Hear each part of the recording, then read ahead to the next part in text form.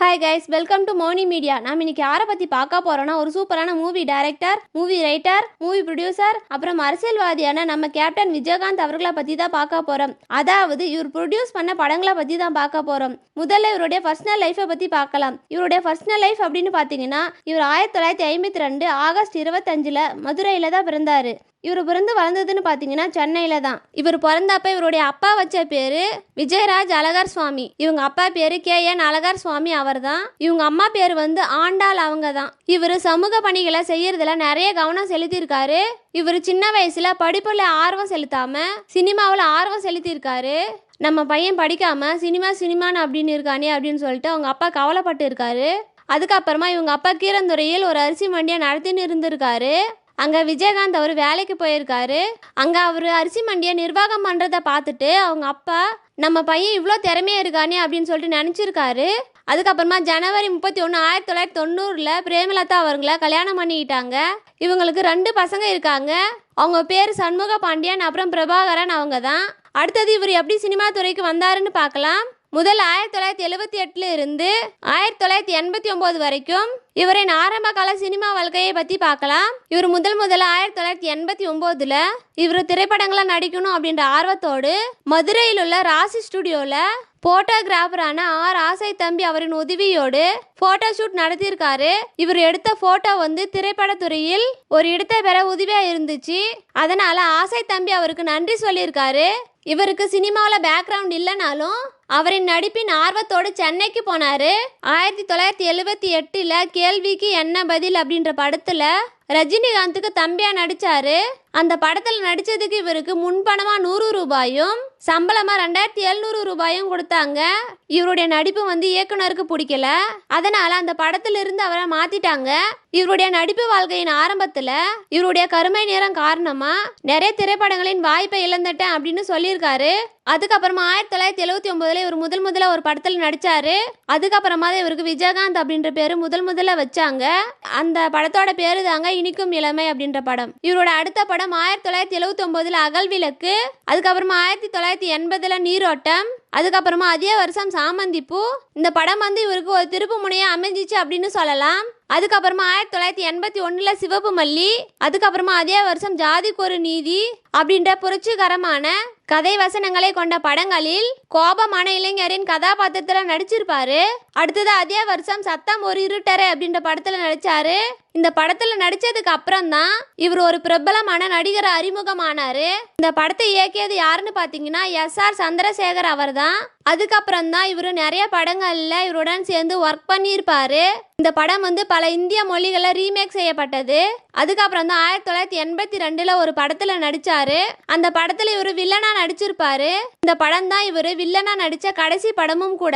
அந்த படம் பேரு தாங்க ஓம் சக்தி. அதுக்கப்புறமா 1984 100வது நாள். அதே வருஷம் வைதேகி காத்திருந்தால் அப்படின்ற படங்களில் எல்லாம் நடிச்சாரு. இந்த படங்கள் எல்லாம் பிளாக் பஸ்டர் ஹிட்டான மூவி. அதுக்கப்புறமா அதே வருஷத்துல நிறைய படங்களை நடிச்சு இவர் முன்னணி நடிகரை அறிமுகமானாரு. அதுக்கப்புறமா 1985 ராதா ரவி அப்புறம் டைரக்டர் பிரபாகரனுடன் சேர்ந்து நடிச்சாரு. இந்த படம் தமிழ் திரைப்படத்துறையில் தயாரிக்கப்பட்ட முதல் 3D படமாகும். அந்த படம் பேரு தாங்க அன்னை பூமி. அதுக்கப்புறமா அதே வருஷத்துல விஷ்ணுவர்தனுடன் சேர்ந்து நடிச்சாரு. இந்த படம் ஒரு பிளாக் பஸ்டர் ஹிட் மூவி. இந்த படம் லவ் அண்ட் காமெடி மூவியான ஈட்டி அப்படின்ற படம். அதுக்கப்புறமா அதே வருஷத்துல நானே ராஜா நானே மந்திரி அப்படின்ற படத்துல நடிச்சாரு. அடுத்தது 1986 அம்மன் கோயில் கிழக்காளி அப்படின்ற படத்துல நடிச்சாரு. இந்த படத்துக்கு இவர் சிறந்த நடிகருக்கான பிலிம்பேர் விருதை வாங்கியிருக்காரு. இந்த படம் தியேட்டர்ல 150 நாள் ஓடிச்சு. அதுக்கப்புறமா 1986 இவர் கமலஹாசனுடன் சேர்ந்து ஒர்க் பண்ண ஒரே படமான மனக்கணக்கு அப்படின்ற படத்துல நடிச்சாரு. இவருடைய அடுத்த படம் 1986 ஊமை விழிகள் அப்படின்ற படத்துல நடிச்சாரு. இந்த படம் ஒரு பிளாக் பஸ்டர் ஹிட் மூவி. இந்த படத்துக்கு மக்களிடையே நல்ல வரவேற்பு இருந்துச்சு அப்படின்னு சொல்லலாம். அடுத்தது அவர் ரஜினிகாந்த் கமலஹாசனுடன் சேர்ந்து அந்த காலத்திலேயே பிரபலமான நடிகர் ஆயிட்டாரு.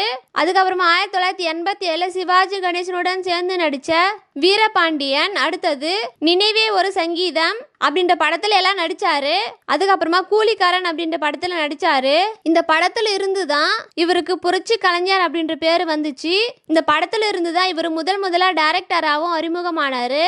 அப்புறமா 1987 உழவன் மகன், அப்புறம் சட்டம் ஒரு விளையாட்டு அப்படின்ற 2 படங்களையும் தியேட்டர்ல ஒரே டைம்ல ரிலீஸ் பண்ணாங்க. இந்த 2 படங்களுமே பிளாக் பஸ்டர் ஹிட் ஆச்சு. அதுக்கப்புறமா 1988 தெற்கத்தி கல்லன், அப்புறமா நல்லவன், அப்புறம் பூந்தோட்ட காவல்காரன் அப்படின்ற படங்களில் எல்லாம் ஒர்க் பண்ணாரு. அப்புறம் செந்துர பூவி அப்படின்ற படத்தில் நடிச்சாரு.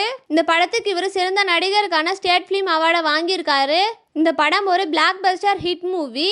அதுக்கப்புறமா 1989 பொன்மன செல்வன் அப்படின்ற படத்துல நடிச்சாரு.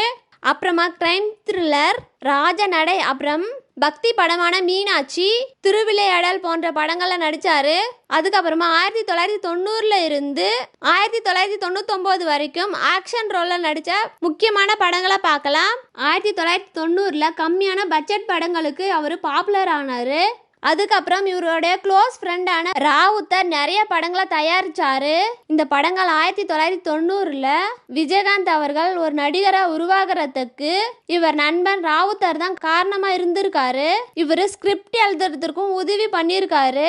அதுக்கப்புறம் தான் 1990 புலன் விசாரணை, அப்புறம் 1991 கேப்டன் பிரபாகரன், 1993 ராஜதுரை, அடுத்தது அதே வருஷம் சக்கரை தேவன் அப்படின்ற நிறைய படங்களுக்கு ராவுத்தரும் விஜயகாந்த் அவரும் சேர்ந்து தயாரிச்சிருப்பாங்க. அப்புறம் 1998 உளவுத்துறை, அதுக்கப்புறமா அதே வருஷம் தர்மா, அதுக்கப்புறமா 2000 சிம்மாசனம், அதுக்கப்புறமா புலன் விசாரணை. இந்த படங்களில் எல்லாம் டைரக்ட் பண்ணது R.K. செல்வமணி. இந்த படத்துல R. சரத்குமார் வில்லனா நடிச்சிருப்பாரு. அந்த படம் ஒரு பிளாக் பஸ்டர் ஹிட் மூவி. அதுக்கப்புறமா மணிரத்னம் தயாரிச்ச வெற்றி படமான சத்ரியன் படத்தில் ஒரு நேர்மையான போலீஸ்காரராக நடிச்சாரு. அதுக்கப்புறமா அதே வருஷம் மாநகர காவல் அப்படின்ற படத்துல நடிச்சாரு. அதுக்கப்புறம் அதே வருஷம் 3 எழுத்தில் என் மூச்சிருக்கும் அப்படின்ற படத்துல நடிச்சாரு. அதுக்கப்புறமா 1992 சின்ன கவுண்டர் அப்படின்ற படத்தில் கிராம தலைவராக நடிச்சிருப்பாரு. இந்த படத்துல வர்ற பாடல் மிகப்பெரிய ஹிட்டான பாடல். அந்த பாடல் எது அப்படின்னு உங்களுக்கு தெரியும்னா கமெண்ட்ல சொல்லுங்க. அதுக்கப்புறமா 1993 கோவில் காலை, அதுக்கப்புறம் அதே வருஷம் ராஜதுரை, அதுக்கப்புறமா 1993 செந்தூர பாண்டி அப்படின்ற படத்துல விஜயுடன் சேர்ந்து நடிச்சிருப்பாரு.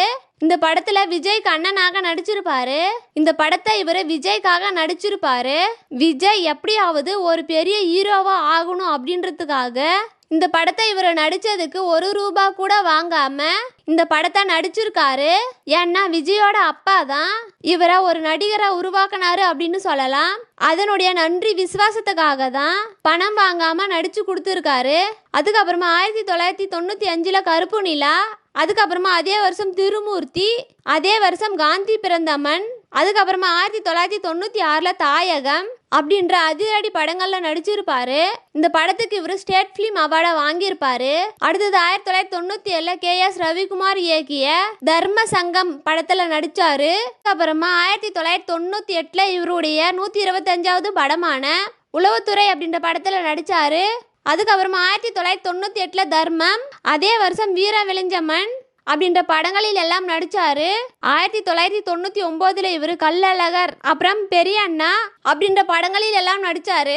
இந்த படத்துல சூர்யாவும் சேர்ந்து நடிச்சிருப்பாரு. அதுக்கப்புறம் சௌத்ரி தயாரிச்ச கண்ணு பட போகுதையா அப்படின்ற படத்துல நடிச்சிருப்பாரு.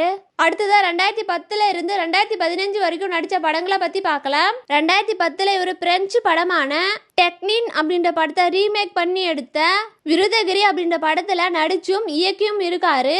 இந்த படத்துக்கு அப்புறமா 5 வருஷம் சினிமா பக்கமே வரல. அதுக்கப்புறமா 2015 இவருடைய பையனுக்காக திரும்பவும் சினிமாவுக்கு வராரு. அதில் இவருடைய மகன் சண்முக பாண்டியன் ஹீரோவா நடிச்சிருப்பாரு. இதுல விஜயகாந்த் அவரு ஒரு கேரக்டர் ரோல்ல நடிச்சிருப்பாரு. அந்த படம் பேரு தாங்க சகாப்தம். அதுக்கப்புறமா திரும்பவும் அதே வருஷம் சண்முக பாண்டியன் கூட சேர்ந்து ஒரு கேரக்டர் ரோல்ல நடிச்சாரு. அந்த படம் பேரு தாங்க தமிழன் என்று சொல். ஆனா இந்த படம் ரிலீஸ் ஆகல. எதனாலன்னா அப்பதான் விஜயகாந்த் அவருக்கு ரொம்பவுமே உடம்பு முடியாம போயிருச்சு. அதனால இந்த படத்தை பாதிலேயே விட்டுட்டாங்க. அடுத்ததா 2022 மலை பிடிக்காத மனிதன் அப்படின்ற படத்துல ஒரு சின்ன கேரக்டர்ல விஜயகாந்த நடிக்க வைக்கிறதுக்கு இருந்த படத்தில் டைரக்டர் ட்ரை பண்ணாரு. ஆனா அந்த முயற்சி வீணாயிடுச்சு. எதனாலன்னா இன்னும் சீரியஸான நிலைமைக்கு விஜயகாந்த் அவர்கள் போயிட்டாரு. அதுக்கப்புறமா இந்த படத்தை வேற ஆட்களை வச்சு எடுத்து அந்த படத்தை ரிலீஸ் பண்ணிட்டாங்க. இந்த மாதிரி நம்ம விஜயகாந்த் அவரு 30 வருஷத்துக்கு மேல படங்கள்ல நடிச்சிருக்காரு. மொத்தம் இவரு வாழ்நாள்ல 154 படங்கள்ல நடிச்சிருக்காரு. அடுத்தது இவரு ப்ரொடியூஸ் பண்ண படங்களை பார்க்கலாம். இவர் தயாரிச்சது மொத்தம் 8 படங்கள். அந்த படங்கள் என்னென்ன அப்படின்னா 2000 வல்லரசு, இந்த படம் மிகப்பெரிய வெற்றி படம். அடுத்தது நரசிம்மா, இந்த படமும் மிகப்பெரிய வெற்றி படம். அடுத்தது தென்னவன், இந்த படம் ஒரு தோல்வி படம். அடுத்ததா எங்கள் அண்ணா, இந்த படம் ஒரு வெற்றி படம் தான். அடுத்ததா 2006 சுதேசி, இந்த படம் ஒரு தோல்வி படம். அடுத்ததா 2008 அரசாங்கம், இந்த படம் 150 நாட்களுக்கு மேல ஓடி வெற்றி படமா அமைஞ்சிச்சு.